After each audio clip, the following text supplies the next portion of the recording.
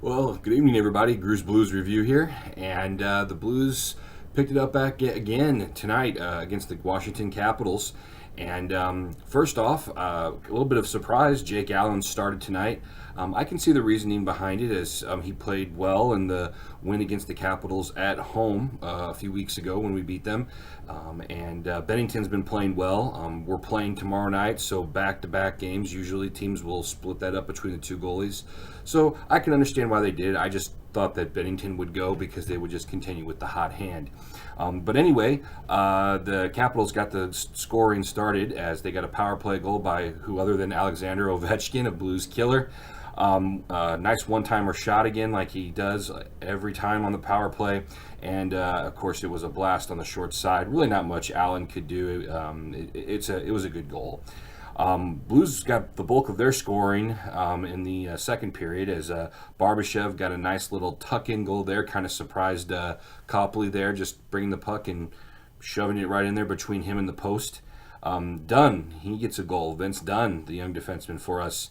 And of course, that was he took the shot, and sometimes when you shoot the puck towards the net, as they say, good things happen.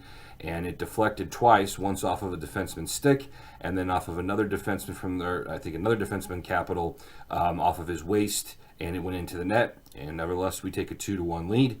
And then we took a 3-1 lead on a beautiful move by Perron, a beautiful backhand goal after a great pass when he was wide open, sent him in right in front and just made a nice deep backhand right up under the bar over Copley, and it was 3-1. And now that gives David Perron an 11-game point streak, which I believe is the longest current one going on right now in the league. And if he can hopefully continue this up, he can challenge the 13-point game streak by Alexander Steen, which I believe is the longest in the Blues franchise right now. In the third period, thank the Lord, Vladimir Tarasenko continuing to score after 2 goals against Dallas a couple of nights ago. He gets a power play goal. And what's funny about it is the penalty that the Capitals took was a delay game on his comrade, Alexander Ovechkin. And O'Reilly just doing some great work behind the net.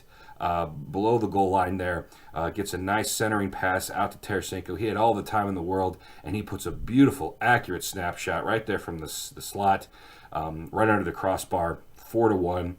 Jake Allen, he makes 28 saves on 29 shots in the 4-1 victory. And you know what? New mask tonight, new goalie.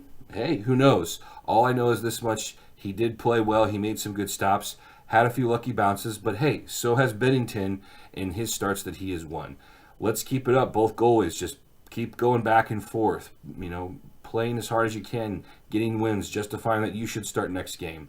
Because the greatest thing overall here is the Blues now are back to 500. They're now at 20-20, and believe it or not, Blues fans, they are only, I believe now, I want to say 3 or 4 points right now out of a wild card spot, believe it or not.